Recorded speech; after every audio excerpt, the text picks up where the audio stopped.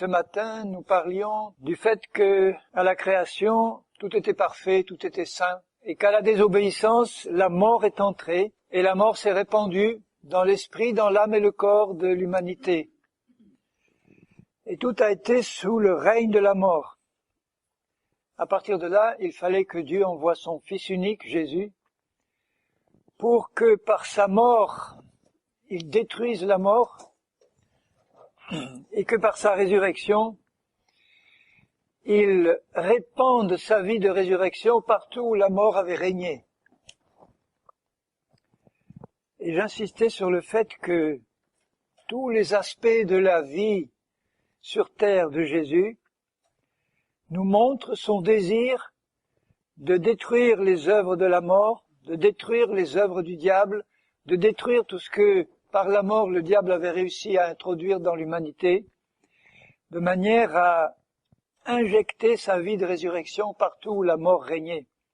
Chaque acte de Jésus, chaque pardon qu'il donnait, c'est un aspect de la vie de résurrection. Chaque guérison de malade, chaque fois qu'il a chassé un démon, c'était la vie de résurrection qui jaillissait pour détruire une œuvre du malin. Et il continue à le faire aujourd'hui. Rappelez-vous que nous sommes composés d'un esprit, d'une âme et d'un corps. Et que le salut est prévu et acquis pour ces trois aspects, mais il ne se manifeste pas en même temps pour nos trois aspects. Pour les trois parties de notre être, le salut commence par notre esprit. Ça s'appelle la nouvelle naissance de l'esprit. Ensuite, une fois que nous sommes nés de nouveau, le salut continue à se répandre dans notre âme, et le salut de l'âme, c'est la sanctification de notre âme, au niveau de nos pensées, de nos sentiments, de nos émotions, de nos volontés, de tout ce qui constitue la vie psychique, la vie de l'âme, qui était contrôlée, là encore, par la puissance de péché depuis la chute. Et le travail de résurrection se continue au niveau du corps, par la guérison de nos maladies, de nos infirmités, et puis finalement par la résurrection finale des corps, des morts, et notre transformation en un instant lors de la venue du Seigneur. Ensuite, le Seigneur, qui commence par restaurer les choses telles qu'il les avait prévues au début, va continuer à développer son plan après la résurrection de l'Église. Il va continuer à développer son plan quand il va régner sur la terre pendant le millénium. Et au-delà, après le jugement dernier, pour l'établissement de la nouvelle terre, du nouveau ciel et de la descente de la Jérusalem céleste sur la nouvelle terre, à ce moment-là, ce sera l'accomplissement final et définitif de toute la volonté de Dieu dans tous les domaines, non seulement de notre vie, mais de l'univers entier. Tout sera à nouveau sous le règne et le contrôle de la volonté du Seigneur. Et ce soir, alors demain, je parlerai plus spécifiquement de la résurrection des corps, de l'enlèvement de l'Église. Je dirai un mot aussi du millénium et de l'éternité. Et ce soir, je voulais parler ou revenir, mais plus en détail, de cet aspect de la vie de résurrection qui consiste non pas dans la nouvelle naissance de notre corps, mais dans la sanctification de l'âme et dans la guérison du corps. Là encore, notre pensée doit être au clair. Notre foi doit s'appuyer sur la vérité. Nous devons collaborer avec Dieu en connaissant sa vérité. Si nous ne sommes pas en pleine connaissance et en pleine acceptation de la vérité de Dieu, nous allons freiner le plan de restauration, de Dieu, et nous allons même l'empêcher. Le diable ne va pas réussir à nous priver de notre salut, mais il va réussir à nous paralyser sur la terre pour nous laisser sous le contrôle et la domination de la chair, pour que nous soyons des chrétiens impuissants ou des chrétiens incapables de manifester la plénitude de la vie de Dieu dans les domaines de notre existence où elle doit maintenant être manifestée, c'est-à-dire dans notre âme et dans notre corps. Notre âme a besoin d'être sanctifiée. Le salut de l'âme, c'est le renouvellement de l'âme dans la vérité. C'est la sanctification. Et le salut du corps, c'est la guérison. Moi, je dirais même que la sainteté au niveau de l'âme, c'est le renouvellement de nos pensées, essentiellement de nos pensées, mais aussi de notre volonté, de nos sentiments, nos émotions. Ça, c'est la sainteté de Dieu qui descend au niveau, la justice qui descend au niveau de notre âme. Et la sainteté du corps, c'est la guérison et la santé. Il faut mettre ça sur le même plan. L'impureté au niveau de l'âme, ce sont les pensées, les désirs impurs, les faux raisonnements, les erreurs, les mensonges qui souillent l'âme, les mauvais désirs, etc. Et ce qui souille le corps, ce sont les maladies et les infirmités, ce sont des impuretés aux yeux de Dieu. C'est la conséquence du péché. Et c'est pourquoi Dieu veut rétablir sa sainteté dans tous les domaines de notre vie. Il n'y a qu'à le voir dans le ministère du Seigneur Jésus. Il a passé son temps à bénir, à pardonner, à guérir, à ressusciter les morts, à chasser les démons, à ôter toutes ces impuretés qui faisaient que cette humanité qu'il avait créée si belle s'est retrouvée en si mauvais état après la chute. Et le désir du Seigneur, c'est de poursuivre son œuvre et il veut nous y associer pleinement pour faire de nous des instruments de sa résurrection, des agents actifs de la transmission de la vie de résurrection en nous et autour de nous. Quand Jésus, alors je lis un passage par exemple dans Marc, évangile de Marc, au chapitre 8, au verset 27, Jésus s'en alla avec ses disciples dans les villages de Césarée de Philippe. Pour ceux qui sont allés en Israël, c'est tout à fait là-haut, au nord, près des sources qui coulent là du Banias. Et il leur fit en chemin cette question: Qui dit-on que je suis? Ils répondirent: Jean-Baptiste, les autres Élie, les autres l'un des prophètes. Et vous? Leur demanda-t-il, qui dites-vous que je suis? Pierre lui répondit: Tu es le Christ, tu es le Messie, celui qu'on attendait depuis si longtemps. Jésus leur recommanda sévèrement de ne dire cela de lui à personne. C'est curieux, hein? Lui-même l'a dit à la Samaritaine, en privé. Mais il ne le proclamait pas en public, il fallait que l'Esprit de Dieu le révèle à ceux qui le voyaient.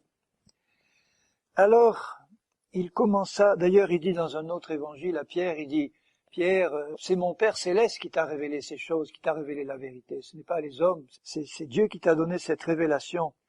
Mais tout de suite après, quand il dit, alors il commença à leur apprendre qu'il fallait que le Fils de l'homme souffrit beaucoup, qu'il fut rejeté par les anciens, par les principaux sacrificateurs et par les scribes, qu'il fut mis à mort et qu'il ressuscita 3 jours après, il leur disait ces choses ouvertement, et Pierre, l'ayant pris à part, se mit à le reprendre. Il était rempli d'une bonne intention. Vous vous rendez compte? Je te prends à part, Jésus, tu as besoin d'être repris, là ça ne va pas. Et il venait de dire, tu es le Messie, le Fils du Dieu vivant. Alors Jésus, se retournant et regardant ses disciples, réprimanda Pierre et dit: Arrière de moi, Satan, car tu ne conçois pas les choses de Dieu, tu n'as que des pensées humaines. Il a dit dans un autre passage, tes pensées, arrière de moi, Satan, tes pensées sont celles des hommes. Tu n'as que des pensées humaines. Et vous pouvez comprendre à quel point les pensées des hommes, avant leur nouvelle naissance, peuvent être complètement contrôlées par Satan. Tu n'as que des pensées humaines. Et c'est simple, c'est lui-même qui les inspire. Et c'est pour ça que tout de suite après, il dit, puis ayant appelé la foule avec ses disciples, il leur dit, si quelqu'un veut venir après moi, qu'il renonce à lui-même, qu'il se charge de sa croix et qu'il me suive. Et là, j'expliquais encore hier soir que renoncer à lui-même, c'est décider maintenant, nous qui connaissons la vérité, décider de nous identifier à la nouvelle personne que nous sommes en Christ, que Paul nous décrit si bien, et décider de purifier notre vie, de renoncer complètement au niveau de notre âme maintenant, de notre être intérieur conscient, de renoncer à tout ce qui vient du passé et à tout ce contrôle satanique sur nos raisonnements et nos pensées, d'abord, nos sentiments et notre volonté. Ça, c'est un travail que nous devons mener avec l'aide du Saint-Esprit de vérité qui nous conduit dans toute la vérité, qui travaille avec la parole de Dieu. Et c'est en méditant la parole, en priant et en demandant au Seigneur par son Esprit qui nous conduise dans la vérité parce qu'on sait que c'est la volonté de Dieu pour nous, que le Seigneur, fidèlement et régulièrement, mais plus ou moins vite selon notre soif et notre détermination, va nous permettre de purifier notre âme de tous ces faux raisonnements, de tous ces mensonges, de toutes ces forteresses que le diable y avait construites. Parce que sinon, la vie de résurrection va rester bloquée au niveau de notre esprit et ne descendra pas aux étages inférieurs ou aux zones périphériques. Paul reprend la même exhortation en disant, par exemple, dans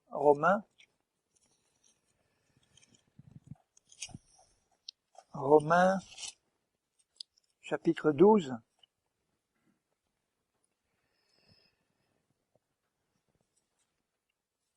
Alors le chapitre 12, vous vous rappelez tout ce qu'il a développé d'abord au début de l'Épître aux Romains, notamment le chapitre qu'on a lu ce matin, le 5, et puis le chapitre 6, 7, 8, où il expose en détail la croix, la mort en Christ, la résurrection en Christ, que nous sommes en Christ. Et là il finit, après la parenthèse sur Israël, il reprend son cours de discours et il dit « Je vous exhorte donc, frères, par les compassions de Dieu, à offrir vos corps comme un sacrifice vivant, saint, agréable à Dieu, ce qui sera de votre part un culte raisonnable. » Il reprend ce qu'il disait au chapitre 6, où il explique de quelle manière nous pouvons offrir nos corps au Seigneur comme un instrument de sa justice, en comprenant comment par la foi, je le répète encore une fois, comment par la foi nous pouvons rendre impuissante, déconnecter la puissance de péché qui habite dans notre corps mortel et que Paul appelle la chair, que nous puissions la déconnecter en comprenant le message de la croix, en comprenant que Jésus nous a fait mourir à cette puissance qui reste présente dans notre corps mortel, mais qui est complètement désactivée à partir du moment où, par la foi, nous comprenons que nous sommes une nouvelle création, qui sommes passés dans le royaume de Dieu, et que la chair et le péché sont restés de l'autre côté, dans un endroit où ils ne peuvent pas nous atteindre si nous sommes dans la foi. Et là, ayant compris cette vérité, ayant enfermé la chair dans sa prison spirituelle, nous pouvons à ce moment-là comprendre que notre corps peut devenir un instrument entre les mains du Seigneur et de sa justice, et que nous allons pouvoir livrer tous nos membres pour être au service du Seigneur, parce que nous avons compris la puissance de la croix pour annuler l'influence de la chair, et c'est cela le culte agréable, raisonnable que nous pouvons offrir au Seigneur. Si le Seigneur nous garde dans ce corps sur cette terre maintenant, même avant la résurrection de notre corps mortel, c'est qu'il veut se servir de nous pour rendre témoignage à Jésus, il veut se servir de nous pour répandre la lumière de Christ qui est en nous, et pour ça il faut que ce voile de la chair soit déchiré dans notre vie aussi, il faut que ce voile de la chair soit ouvert pour que la lumière qui est dans le lieu très saint de notre esprit puisse rayonner tout autour et que Christ se voie enfin dans l'Église, manifesté au milieu de nous. C'est le désir ardent qui doit nous habiter.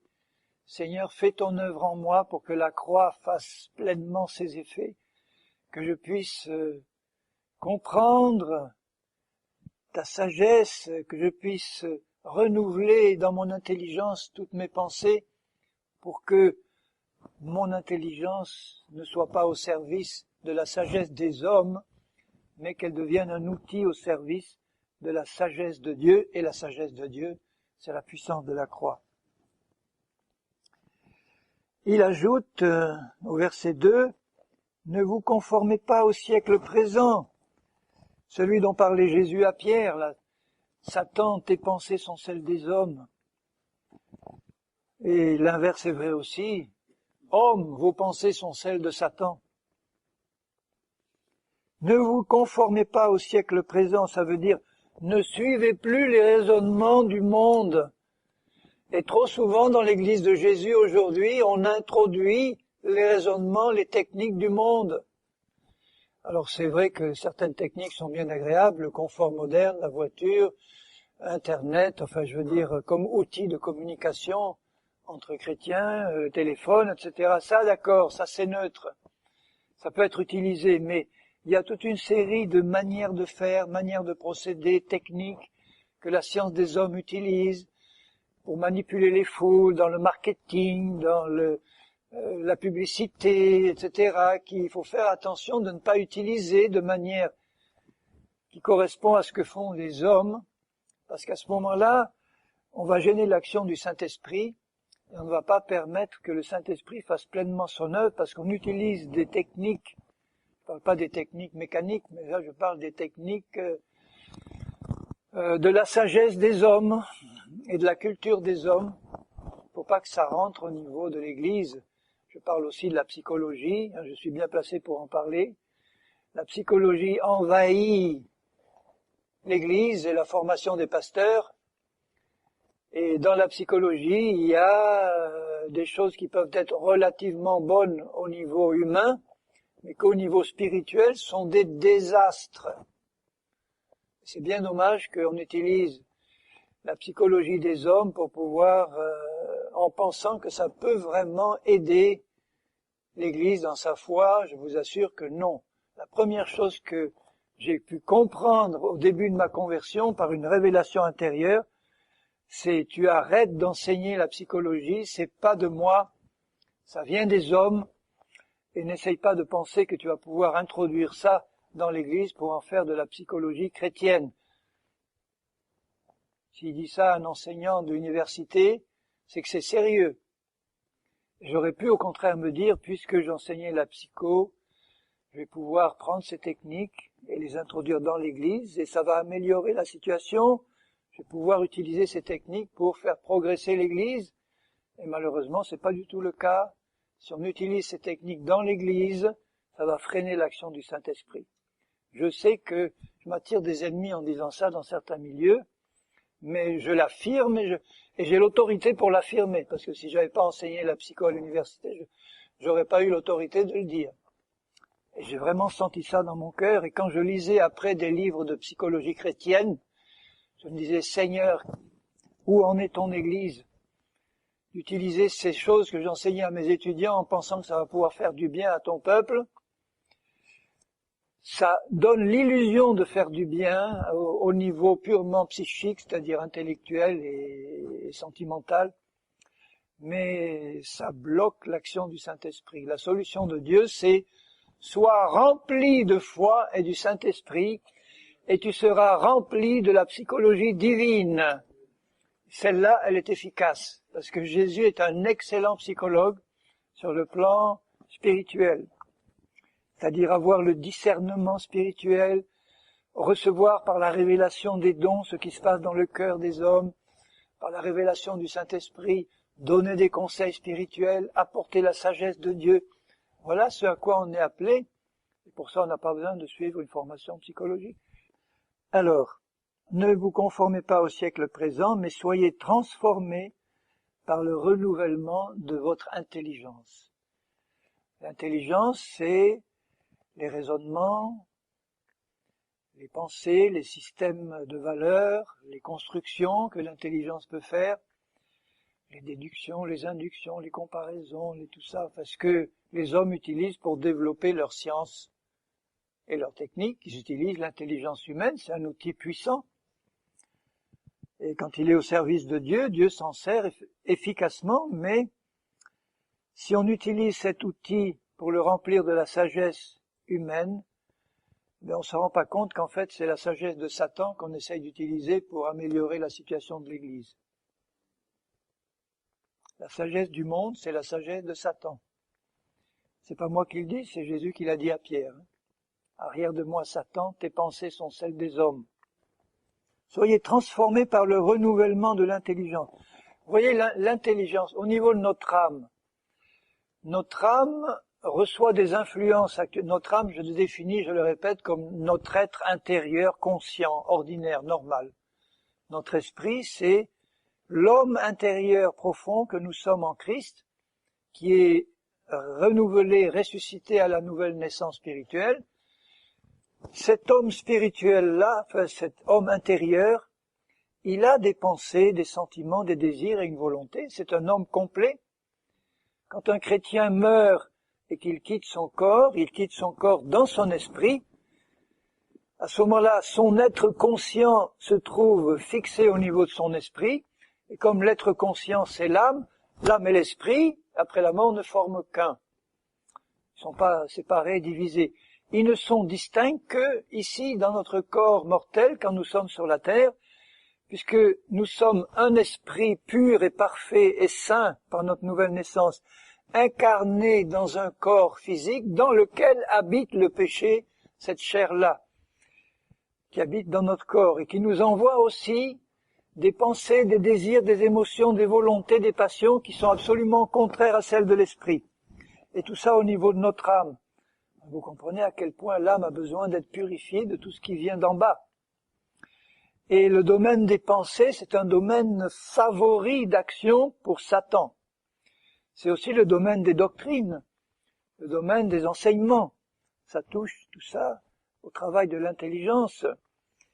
Et Satan s'emploie activement à polluer l'intelligence du monde et ses raisonnements et l'intelligence des chrétiens s'il y arrive, par toutes sortes de raisonnements qui ont une belle apparence parce qu'il sait se déguiser en ange de lumière, et il sait inventer ce que Paul dit à Timothée, des doctrines de démons qui sont pas forcément horribles d'aspect, c'est très subtil, c'est très fin. Satan est un fin connaisseur en matière de séduction et de déguisement. Il se déguise en ange de lumière, il faut le discernement de l'esprit pour le remarquer, une bonne connaissance intérieure et spirituelle de Jésus et de sa parole, parce il s'emploie, il a des équipes entières de démons qui s'emploient, et puis d'hommes qui travaillent avec eux, qui s'emploient à concevoir des doctrines de démons. Et il le dit, je vais revenir à Romains, mais c'est intéressant de lire ce qu'il dit à Timothée, et surtout à la fin des temps dans lesquels nous vivons. Au chapitre 4 du 1 Timothée 4, il dit « L'Esprit dit expressément que dans les derniers temps, quelques-uns, enfin c'est une façon de parler parce que c'est la majorité en fait, quelques-uns abandonneront la foi pour s'attacher à des esprits séducteurs et à des doctrines de démons par l'hypocrisie de faux docteurs portant la marque de la flétrissure dans leur propre conscience, alors prescrivons ou de ne pas se marier, ou de s'abstenir d'aliments que Dieu a créés pour qu'ils soient pris avec action de grâce, etc. Mais il n'y a pas que ça. Il y a actuellement, dans la fin des temps, des foules, des quantités de fausses doctrines qui circulent et que l'ennemi essaye de répandre dans l'Église de Jésus-Christ. Et comme nous sommes dans des temps d'apostasie qui précèdent le retour immédiat de Jésus, ça veut dire qu'actuellement, la majorité des chrétiens, quand je parle chrétiens au sens général, les 2 milliards 300 millions de chrétiens officiels dans le monde, l'immense majorité est en pleine apostasie, en plein abandon de la vérité. Et c'est de plus en plus, ça a commencé par les grandes églises historiques et ça continue maintenant par les églises évangéliques, par l'œcuménisme, par les rapprochements, mais en dehors de la vérité. On va prêcher l'amour, mais un amour sans vérité, un amour en dehors de la doctrine, de la pure doctrine de la parole. C'est très séducteur tout ça, ça a un bel aspect, mais ça n'a rien à voir avec la vérité du Seigneur et de son esprit. La doctrine est extrêmement importante pour le Seigneur. Ce qui est à rejeter par le Seigneur, c'est être doctrinaire, c'est-à-dire légaliste. Ça, il n'aime pas. Mais être droit sur la doctrine, c'est-à-dire la pure parole de Dieu, ça veut dire s'attacher au Seigneur, qui est la vérité, et à sa parole, qui est la vérité, et à son esprit, qui est un esprit de vérité, la vérité avant tout.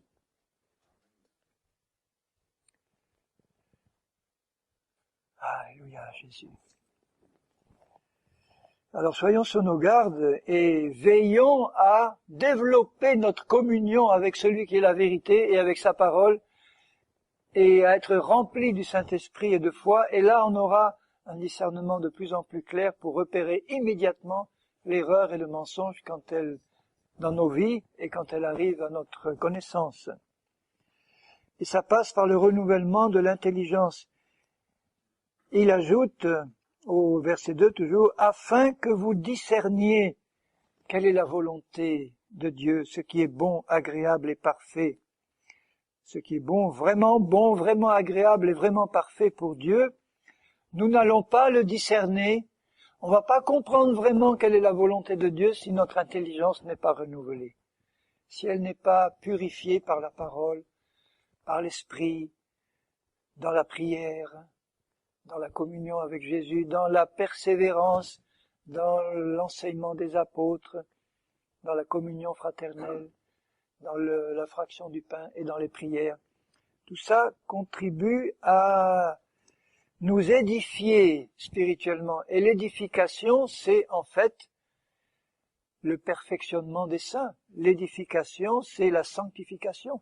L'édification, c'est la maturité de plus en plus grande que nous pouvons acquérir quand nous sommes fidèles au Seigneur et que nous recevons tous les moyens d'édification et que nous les pratiquons, qui nous donnent, en étant édifiés, on avance dans la connaissance de la vérité, on avance dans la pratique de la vérité, et notre intelligence se purifie, et nous discernons de mieux en mieux quelle est la volonté de Dieu. Ce qui est bon, agréable et parfait, vous voyez en passant que la volonté de Dieu est toujours bonne, agréable et parfaite. Maintenant, il dira aussi, dans 2 Corinthiens 10, « Moi, Paul, au verset 1er, je vous prie, par la douceur et la bonté de Christ. » Paul était apôtre, mais vous voyez comment il traite les Corinthiens, qu'il traite pourtant de charnels, avec tant de douceur, de bonté. Il dit même, je vous chéris tous avec la tendresse de Christ. Moi, humble d'apparence, quand je suis au milieu de vous, mais plein, et donc il devait pas payer de mine, comme on dit, hein, mais plein de hardiesse à votre égard quand je suis éloigné. Je vous prie, lorsque je serai présent, de ne pas me forcer à recourir avec assurance à cette hardiesse, c'est-à-dire à un traitement ferme, hein,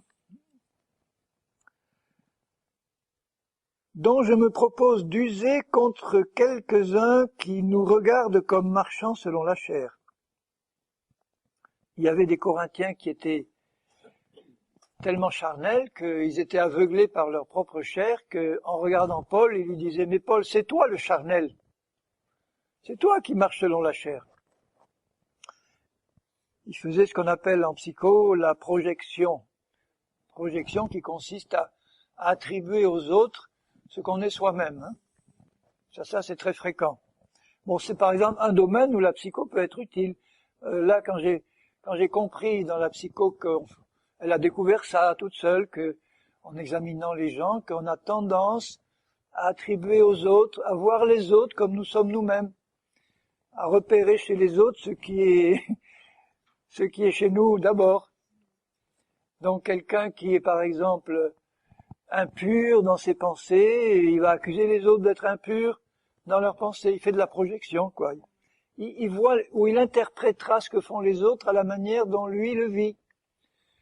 Et dans l'Église, entre chrétiens charnels, ça se pratique beaucoup, ça. De juger selon l'apparence et pas selon la vérité du cœur, comme Dieu le fait. Alors il dit, si nous marchons dans la chair, voyez là, c'est un passage où on voit la différence entre les deux définitions dans la pensée de Paul en ce qui concerne la chair. Là, si nous marchons dans la chair, ça veut dire si nous marchons dans un corps de chair physique, nous ne combattons pas selon la chair, ça veut dire dans la pensée de Paul, selon la puissance de péché qui habite dans ce corps physique, puisqu'il avait compris comment la déconnecter, car les armes avec lesquelles nous combattons ne sont pas charnelles, elles sont puissantes par la vertu de Dieu pour renverser des forteresses. Ce sont des armes spirituelles. Nous renversons, alors les premières forteresses qu'il mentionne, c'est les raisonnements. Nous renversons les raisonnements humains, charnels, que vous avez là au milieu de vous, dans vos pensées, et toute hauteur, c'est-à-dire tout ce que, dans leur caractère charnel, ils considéraient comme élevé. Qu'est-ce que le monde considère comme élevé dans le monde?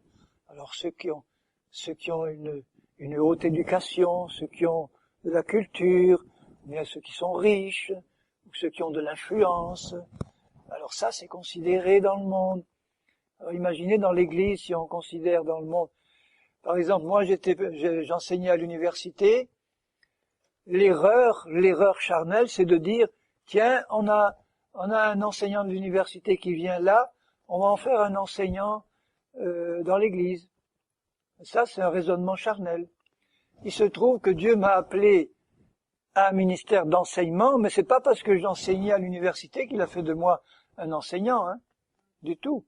Parce qu'il peut choisir quelqu'un qui a aucune éducation, mais qui est rempli de Saint-Esprit et de la connaissance de la vérité, et en faire un enseignant. Alors ça, c'est jugé selon l'apparence. Tu enseignais, tu vas enseigner. Ça aurait pu être catastrophique, heureusement que le Seigneur m'a gardé. Mais ça a été aussi, pour moi,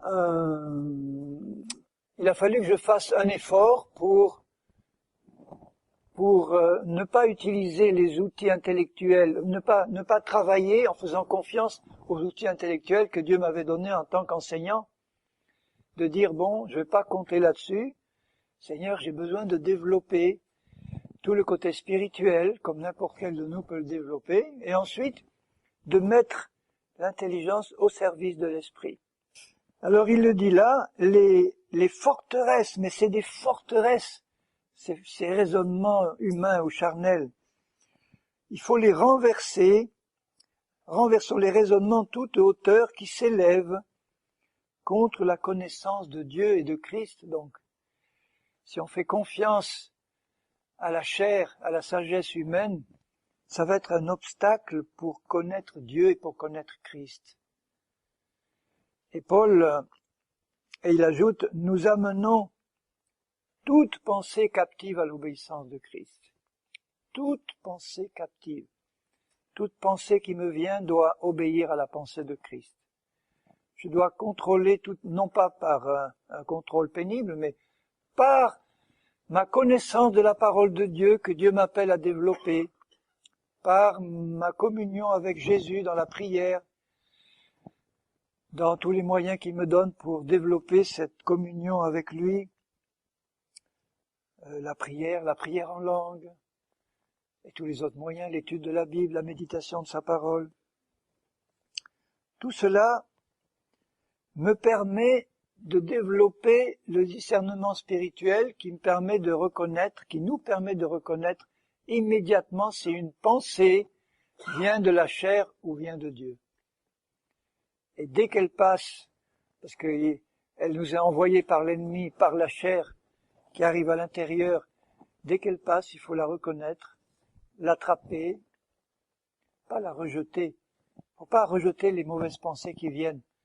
Il faut, comme il dit là, les amener captives à l'obéissance de Christ, c'est-à-dire les attraper avec quoi? Avec la vérité qu'on connaît, et les dissoudre dans la vérité.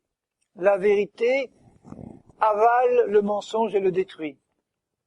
C'est comme ça qu'il dit que la mort a été engloutie dans la victoire. C'est la méthode divine. J'utilise la vérité comme une arme pour engloutir le mensonge quand il vient et le faire disparaître. Ça fait toujours ça de moins, parce que si je le renvoie, Il va, il va continuer d'ailleurs. Il faut l'amener captive. Il en est de même pour les sentiments. S'il dit dans Philippiens, il dit « Ayez en vous les sentiments de Christ », ça veut dire que je dois aussi veiller aux sentiments qui m'arrivent et les amener captifs à l'obéissance de Christ. Si j'ai un sentiment de haine qui me vient, je sais que Dieu m'a équipé. Il a dit « L'amour de Dieu a été déversé dans vos cœurs par le Saint-Esprit ». Donc je vais prendre l'amour de Christ qui est en Christ et qui est dans mon esprit régénéré, et par la foi, sachant qu'il m'a donné son amour, je vais capturer ce sentiment qui arrive là et je vais le dissoudre dans le sentiment contraire qui est celui de Christ.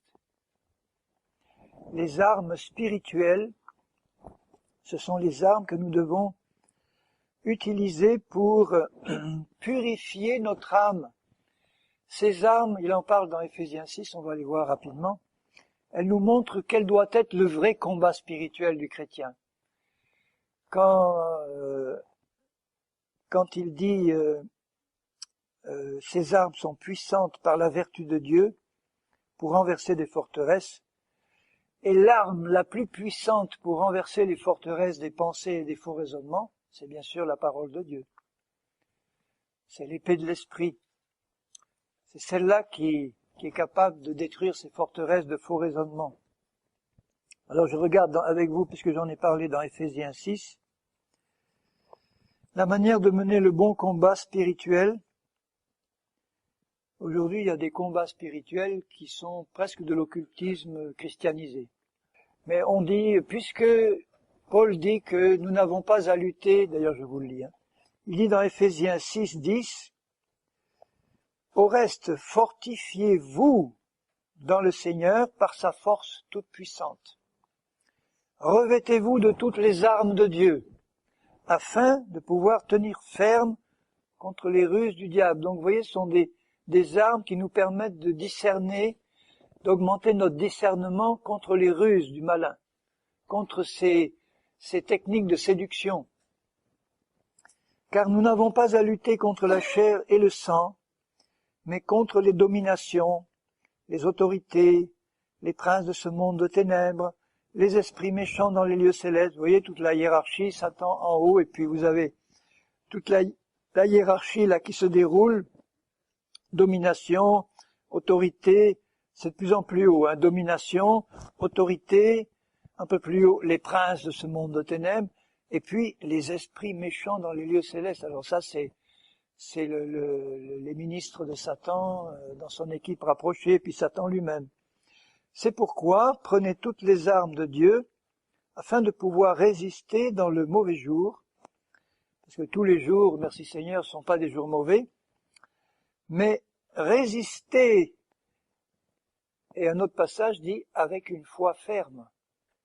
Ça sert à rien de résister à Satan si on n'est pas dans la foi. On perd son temps. Résister avec une foi ferme, il s'enfuira loin de nous.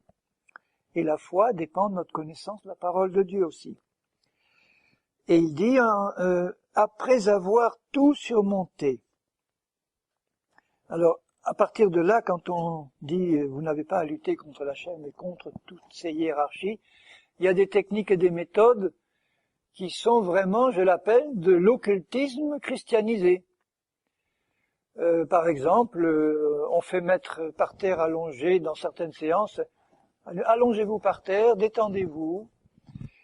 Imaginez-vous que vous montez au ciel en esprit et là, vous rencontrez les dominations, les autorités, les princes et vous vous voyez revêtu de toutes les armes de Dieu, casque, donc vous imaginez comme ça et à mon signal, vous partez à l'assaut de ces puissances-là.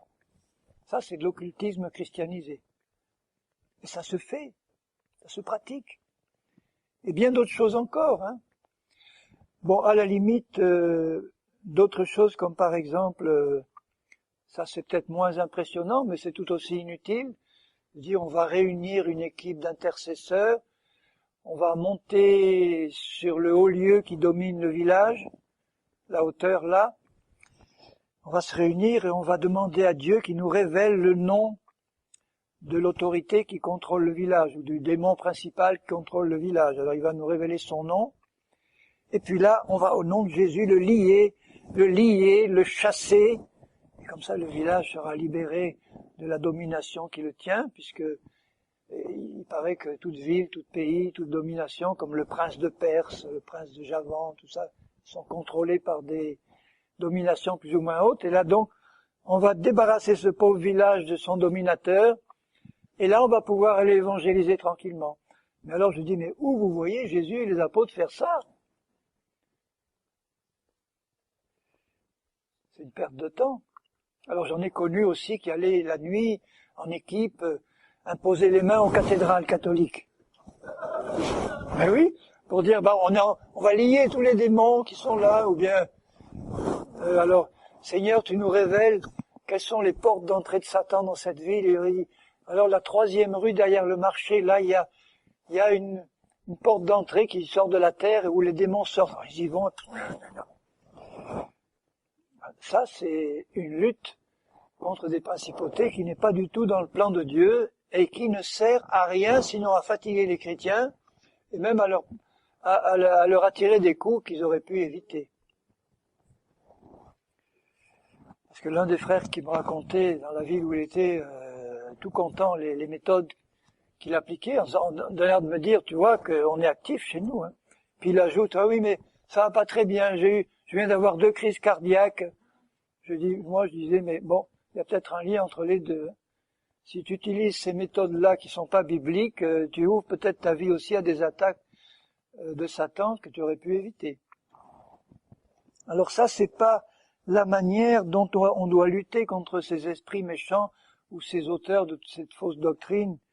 La vraie méthode biblique, c'est la suivante.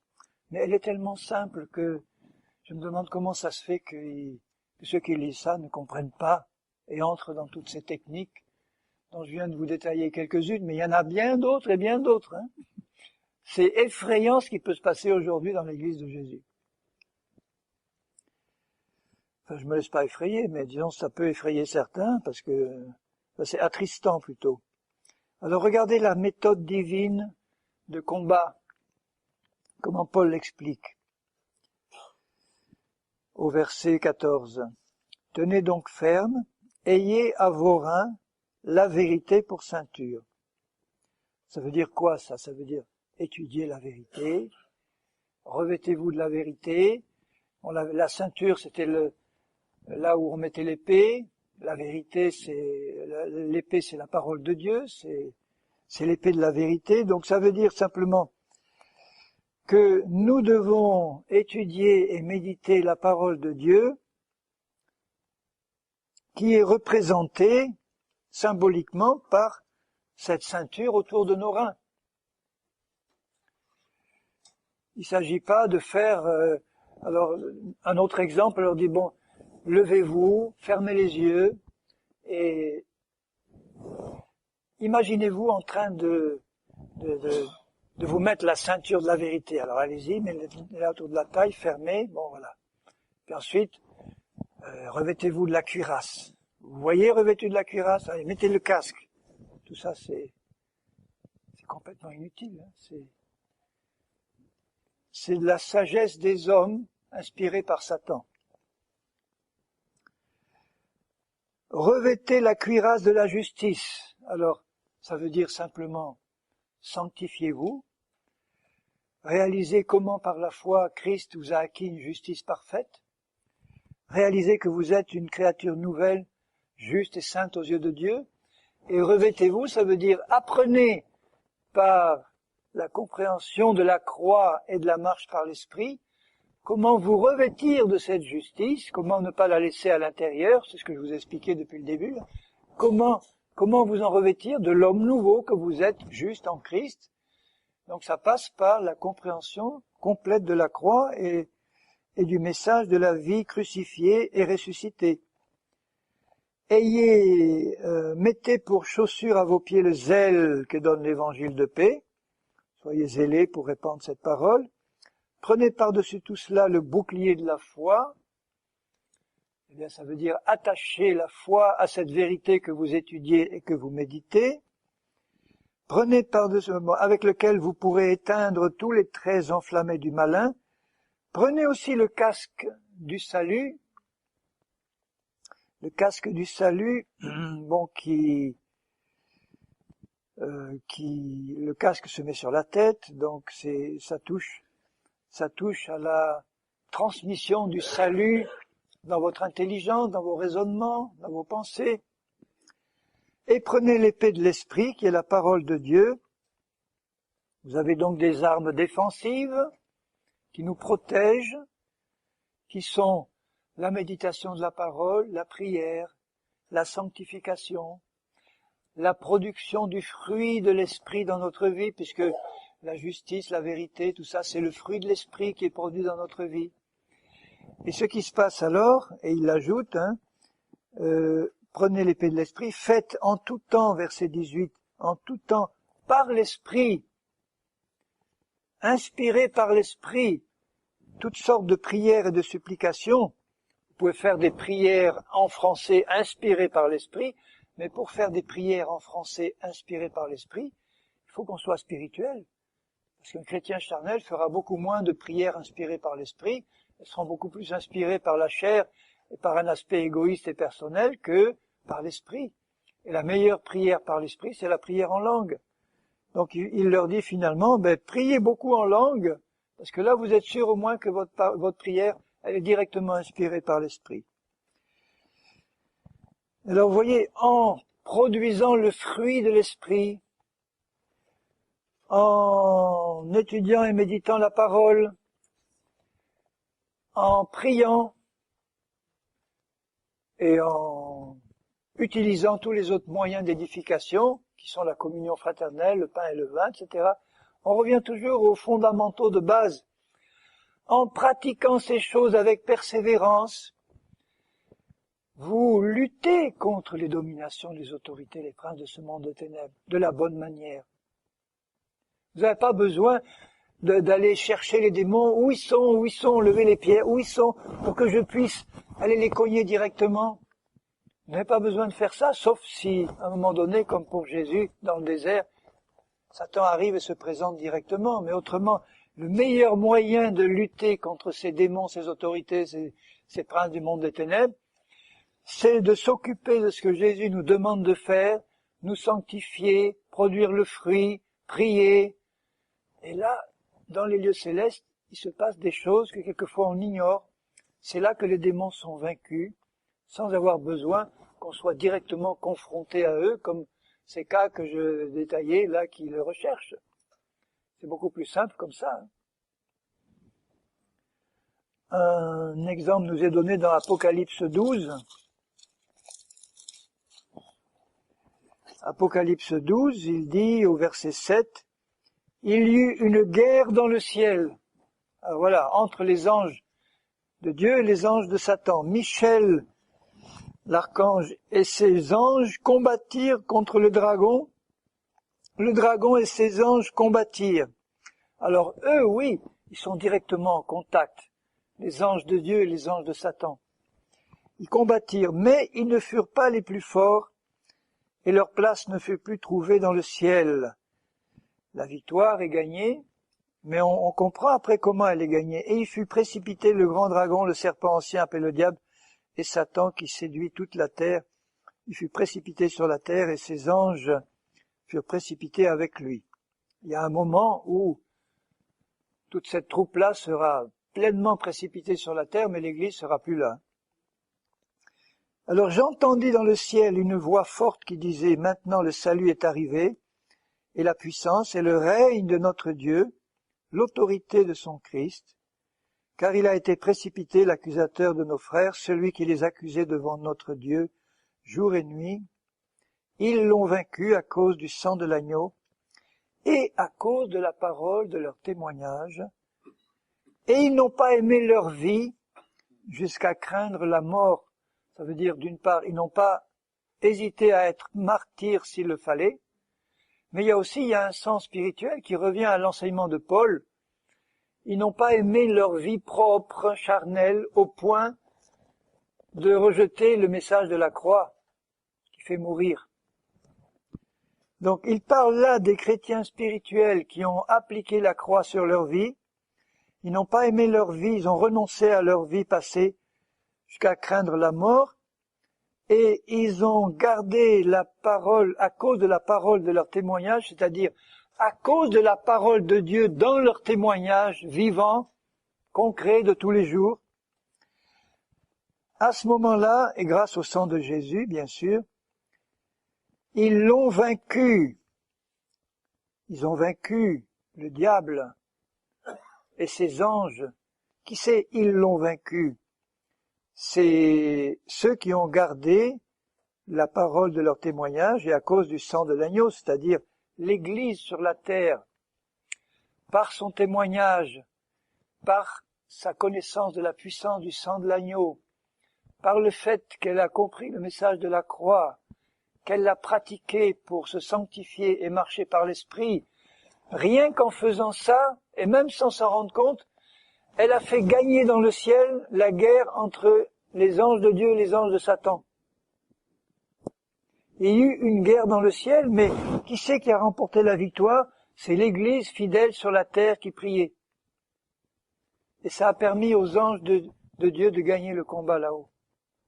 Ça veut dire que si l'Église n'avait pas prié, les anges de Dieu seraient rentrés dans leur... non pas qu'ils auraient été vaincus, parce qu'on ne peut pas les vaincre, mais ils seraient rentrés dans le ciel, et Satan aurait eu toute liberté d'action là sur la terre, parce que l'Église priait pas, parce que l'Église ne se sanctifiait pas. Vous voyez donc la bonne manière de combattre les autorités.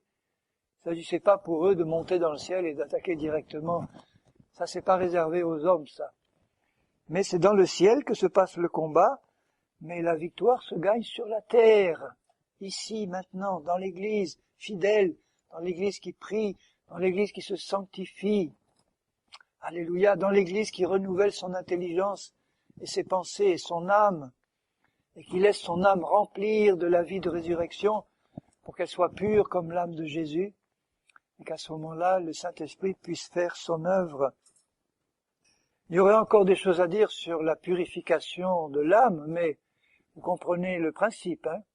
Comment laver notre âme.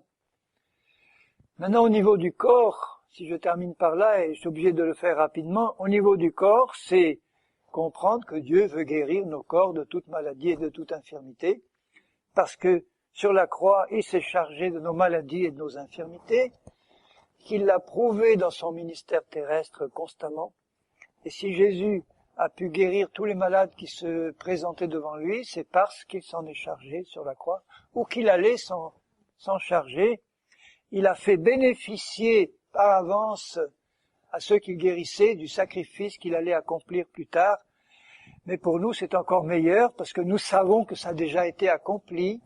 Donc nous pouvons appuyer notre foi non pas sur une espérance future, mais sur un fait accompli. Pour Dieu, c'est accompli. S'il a pardonné tous les pécheurs qui se présentaient devant lui pour demander le pardon, c'est parce qu'il allait porter nos péchés et nos iniquités sur la croix. Pour nous, il les a déjà portés. Nous savons que Dieu pardonne immédiatement tout pécheur qui se présente devant lui repentant. Il le fait immédiatement. Et nous voyons dans le ministère de Jésus qu'il a guéri immédiatement ou rapidement tous les malades qui se présentaient devant lui. Parce que dans un même sacrifice, celui de la croix, il a une fois pour toutes accompli une œuvre parfaite, tout accompli, pour l'esprit, l'âme et le corps.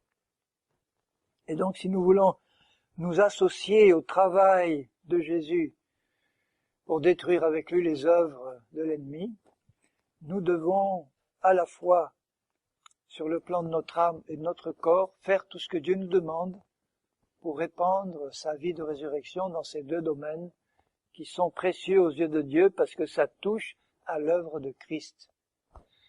Avant de comprendre ça, j'avais tendance à penser que Dieu guérit, quoique je l'ai su assez rapidement, heureusement, mais que Dieu guérit comme il veut,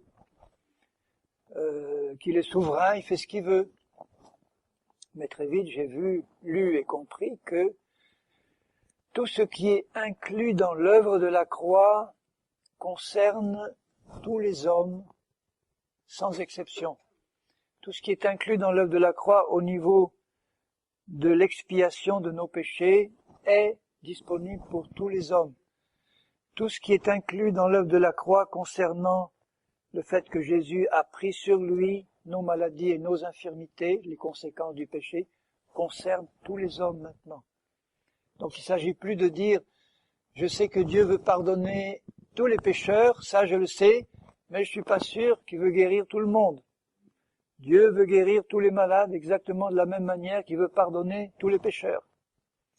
Mais de même que tous les pécheurs ne sont pas pardonnés parce qu'il y en a qui ne le savent pas ou qui ne le croient pas, de même, tous les malades ne sont pas guéris parce qu'il y en a qui ne le savent pas ou qui ne le croient pas.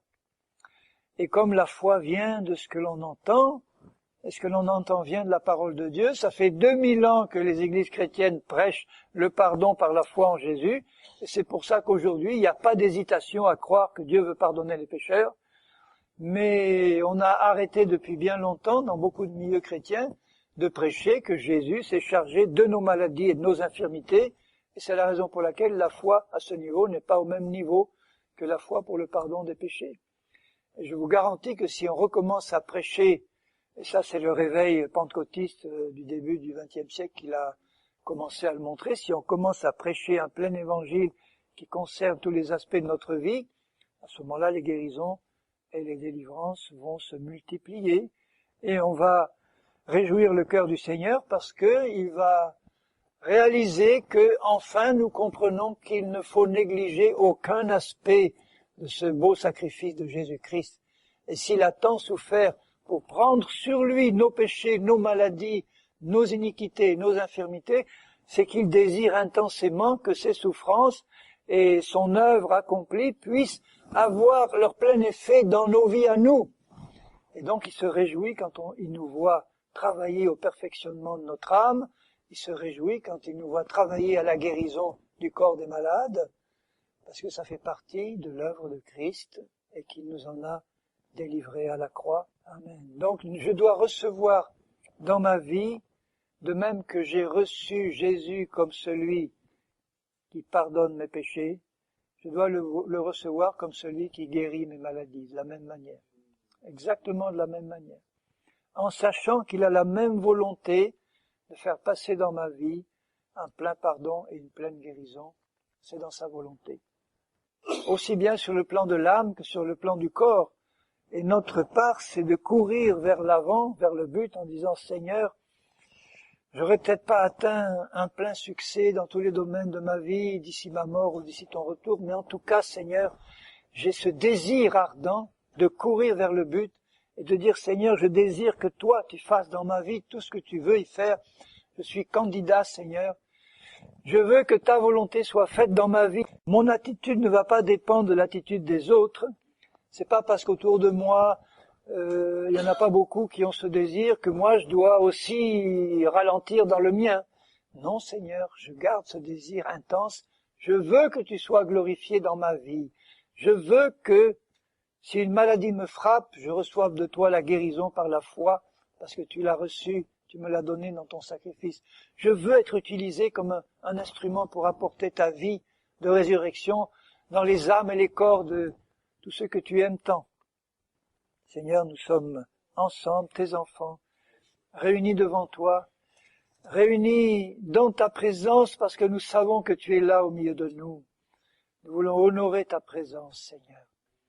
Nous voulons du fond du cœur te dire merci pour cette œuvre puissante, parfaite que tu as accomplie. Tu l'as dit toi-même, tout est accompli. En un seul acte de justice, l'offrande de ton corps sur le bois de la croix, tu nous as une fois pour toutes, tu le dis, tu nous as une fois pour toutes sauvés, délivrés, guéris, amenés à la perfection, justifiés. Pour toi c'est fait, Seigneur. Et combien tu désires dans ton âme propre, Seigneur, combien tu désires voir l'œuvre de Christ se répandre, passer dans la vie de tes enfants, de ton Église, parce que c'est ainsi que tu vas glorifier ton nom et son nom béni. Alors aide-nous, Seigneur, aide-moi à toujours mieux comprendre ta volonté, à toujours mieux repérer l'erreur et le mensonge où elle se trouve, à toujours mieux exercer ma foi sur ta parole, et à toujours mieux glorifier ton nom. Fais-le pour chacun de nous ici, Seigneur, pour chacun de ceux qui peuvent écouter ce message. Fais-le, révèle-toi tel que tu es. Remplis-nous toujours plus de ton esprit et de foi, Seigneur. Remplis-nous de la connaissance de la vérité. Remplis-nous de la connaissance de Jésus. Et que nous puissions, là, remplis de cette connaissance, que nous puissions te glorifier sur cette terre, jusqu'à notre mort ou jusqu'à ton retour, Seigneur. Voilà la prière que je fais monter devant toi avec mes frères et sœurs, de tout mon cœur, et je sais qu'elle correspond à ta volonté. Et je confesse de ma bouche et dans mon cœur que tu l'entends, cette prière, Seigneur. Que tu l'entends et que tu l'exauces. Et mon cœur est dans la joie, et je te bénis, mon Père, au nom de Jésus-Christ. Amen, amen.